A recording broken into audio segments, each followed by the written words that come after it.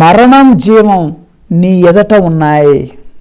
నువ్వే నిర్ణయం తీసుకుంటున్నావు, ఏమి కోరుకుంటున్నావు, నువ్వు కోరుకునే కోరికలు నేను ఏ వైపుకు తీసుకెళ్తానే. దేవుని వాక్యం చెప్తుంది మనకి, నిప్పు నీళ్లు కూడా నీ ముందట ఉన్నాయి. నిప్పు నీళ్లు, చేయి చాచి నీకేది కావాలో కోరుకో. మరణం జీవం కూడా నీ ఎదుట ఉన్నాయి, నీకేది కావాలి కోరుకో. చూసారా ప్రియులరా, దేవుడు నీకు స్వేచ్ఛ ఇచ్చాడు. ఈ స్వేచ్ఛ చూడండి, చిన్నపిల్లల నుండి వృద్ధుడి వరకు ప్రతి ఒక్క వ్యక్తికి స్వేచ్ఛ ఉంది. ఈ స్వేచ్ఛ ఉన్న చోట శోధన కూడా ఉంటుంది. చిన్నపిల్లడికి వాళ్ళ అమ్మగారు 5 రూపాయలు, సరే గుడికి వెళ్ళి చందయ్యరా ఈ 5 రూపాయలు అంటే, ఆ పిల్లలు ఏం చేస్తాడు, దారిలో వెళ్ళే టైంలో ఎవరు ఐసోడు కనపడతాడు, ఐస్ అమ్ముకునే వ్యక్తి.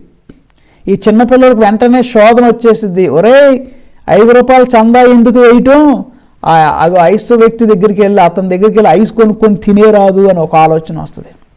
ఇప్పుడు 2 ఉండే ఇతని ఎదుట, గుళ్ళోకి వెళ్ళి చందా వేయాలా లేకపోతే ఐస్ క్రీమ్ కొని తినేయాలా, సతమతం అయిపోతూ ఉంటాడు ఈ యొక్క పిల్లవాడు. దేవుడు చెప్తే నీకు 2 నిర్ణయాలు ఉన్నాయి.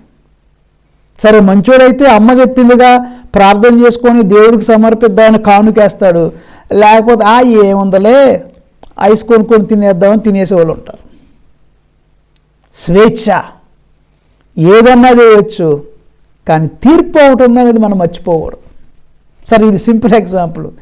ఇంకా వేరే ఎగ్జాంపుల్, కాలేజీకి వెళ్ళమనే తల్లిదండ్రులు చాలా మంది పిల్లలకి లక్షల్లో ఫీజులు కడతారు. ఇప్పుడంతా ఎడ్యుకేషన్ చాలా కాస్ట్లీ అయిపోయింది. వాళ్ళ అమ్మ నాన్న కొన్నిసార్లు ₹1,00,000 కడతారు, 2 లక్షలు కడతారు, 50,000 కడతారు. ఫీజులు చాలా పెరిగిపోయినాయి.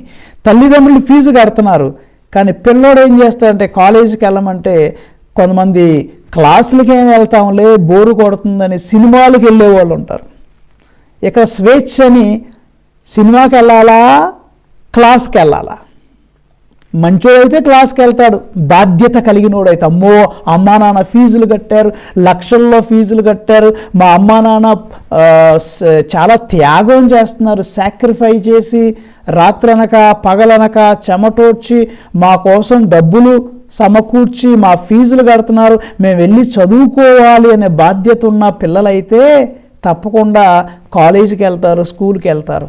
అదే బాధ్యత లేని వాళ్ళు ఏం చేస్తారు, ఏముందలే క్లాసులకి ఏమి వెళ్తాం బోరు కొడుతుంది, సినిమాకి వెళ్ళిపోదామని సినిమాకి వెళ్ళే వాళ్ళు ఉంటారు.